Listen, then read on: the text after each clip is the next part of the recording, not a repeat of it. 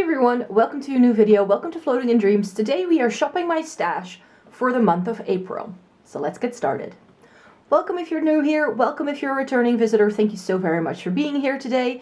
In case you don't know what this video is all about, I love filming a Shop My Stash once a month because this channel is all about getting the use out of my makeup and making sure I go back to old favorites and just trying to really sort of hone in on what favorites are, so to test new things out and to really give them a whirl.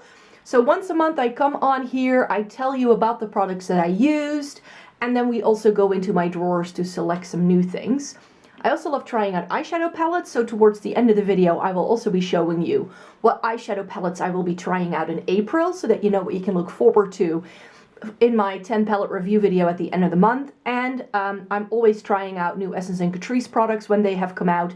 So there are already a couple in the selection today, but I think there are perhaps a few more products that I need to select from Essence and Catrice that they have come out with more recently. So that's what we're going to be doing in this video. So let's get started. So first up, what's in the drawer right now is a couple of products. I will be chatting to you a little bit more about my custom eyeshadow palette in a minute. So what I'm doing every month right now is to select a custom singles palette and to use that. So I'll update you towards the halfway point of this video so that I can do swatches for you as well as select some new products before we go into the drawers. But pretty fresh ColourPop. This is their setting spray. This is really lovely. I'm really enjoying it. It's going to stay in the drawer because I'd like to use it up. Same thing for like these primary bits. I have my Milani eyeshadow primer, which I love. I use the NYX one to, you know, make any glitter stick.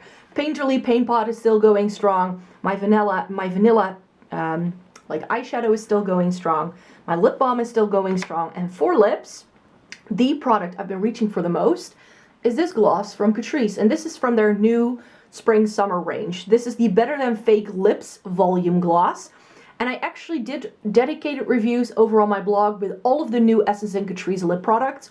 I already showed them in my first impression videos as well.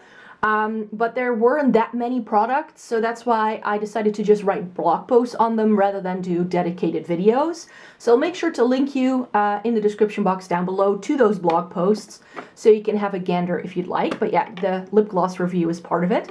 And this is just my lips, but better, really. It's in the shade Lifting Nude 030, and it's a mauve tone that is exactly my lip color. So whether I wear this or my natural lips, you don't see a whole lot of difference. But that's why I feel it went with a lot of the eyeshadow palettes I was using this month. Because in March, I just had a lot of colorful eyeshadow palettes, which I've reviewed for you. So I'll link that 10 palette review for you down below as well, so you can see. For brows, we're still going strong with the Clean ID Brow Gel and the Brow Pen Pro from Catrice. So these are still lovely. These mascaras need replacing. So I need to go to the drugstore and pick up a new Glam & Doll from Catrice. This one's very, very dried up and empty. And the same goes for the Maybelline. These have run its course, but I'm just going to be selecting those, and then I'll show you next month which new mascaras. Well, new. The Glam & Doll is always in here, but then I'll have two fresh ones, you could say. So I can take them out right now so I don't forget that. And then as per usual, the face category is where I change things the most.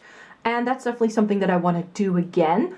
So this month I tried some new foundation, which was the Charlotte Tilbury Beautiful Skin Foundation. I wrote a review to this on my blog. Again, link can be found in the description box. And the Tarte Rainforest of the Sea Foundation is one that I'm trying to use up. So this is going to go back in because I know I will be selecting another foundation to try this month because I have a couple of new ones that I would like to get more use out of. So this I'm going to retire for now, even though I loved it. And it's going to make an appearance in a video later this month as well. So if you want to see this going onto my skin, then definitely stay tuned because it will be featured in another video.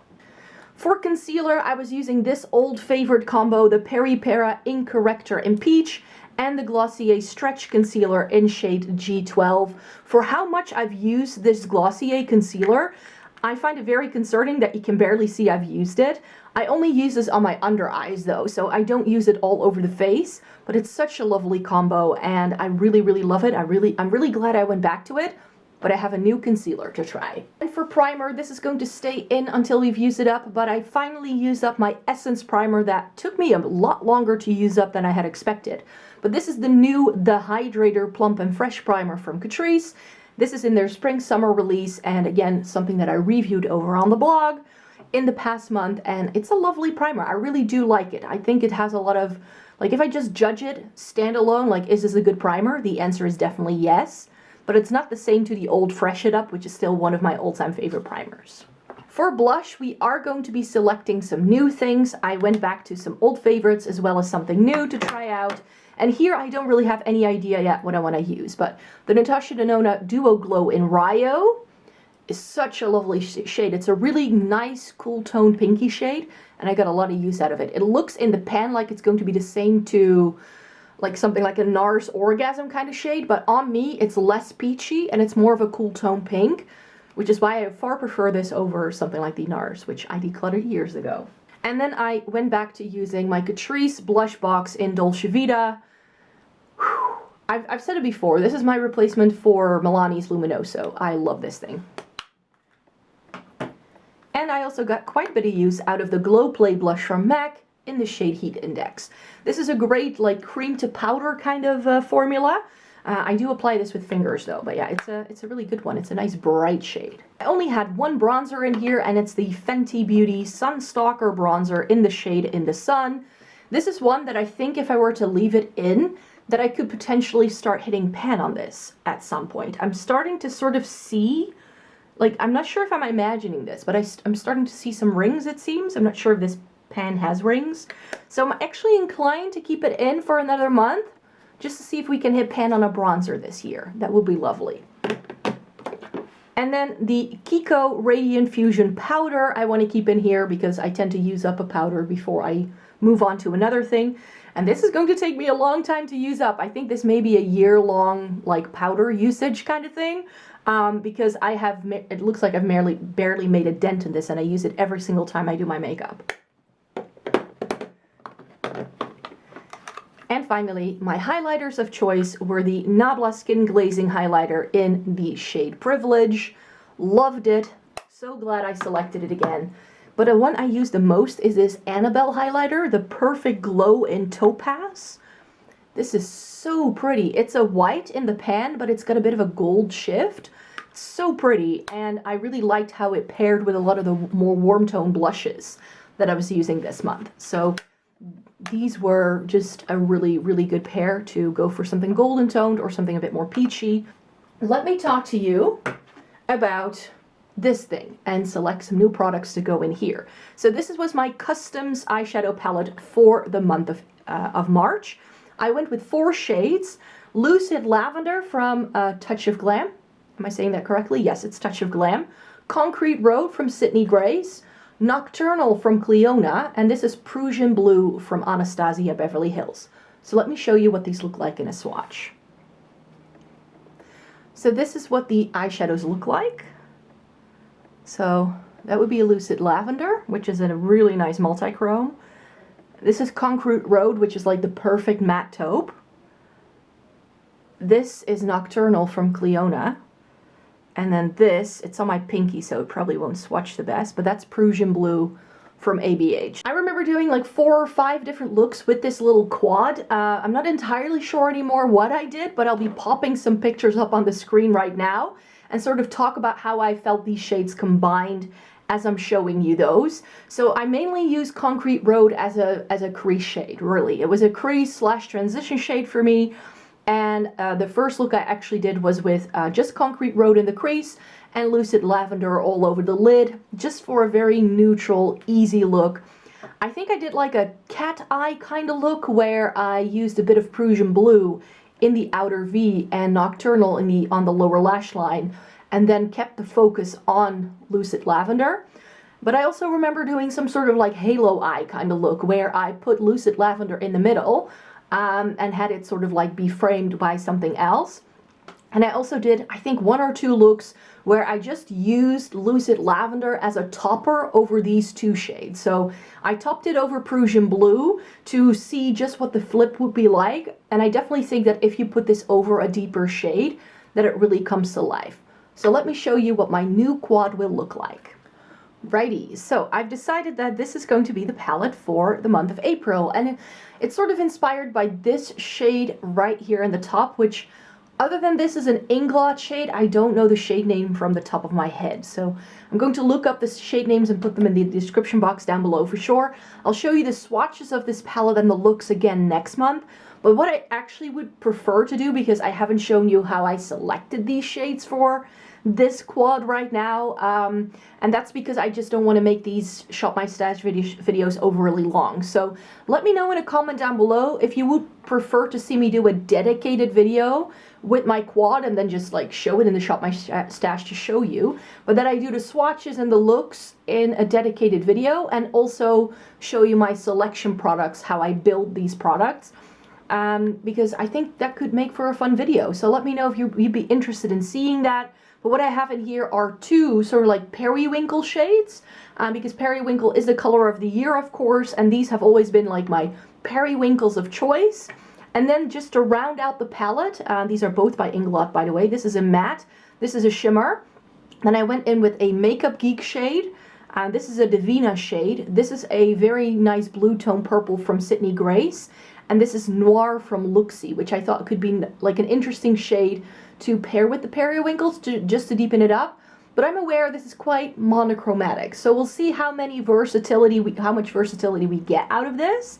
I'm very curious to see what happens when I play around with this. Right, so welcome to the face drawer. As you know, this is where we select the most things, but I don't need any primers, I don't need any bronzers, and I don't need any powders. Is this the one? I think it is. So for foundation, I do want to select something new, and this is one of the new things that I bought, but that I haven't tried a lot yet. I've only put it on my face once, and actually quite enjoyed it, despite this being far more full coverage than I would like to. But this is the e.l.f. Camo CC Cream in the shade Fair 120. So let's see what happens if I use this a little bit more. I mentioned wanting to try a new concealer, and this Nabla concealer has me very intrigued.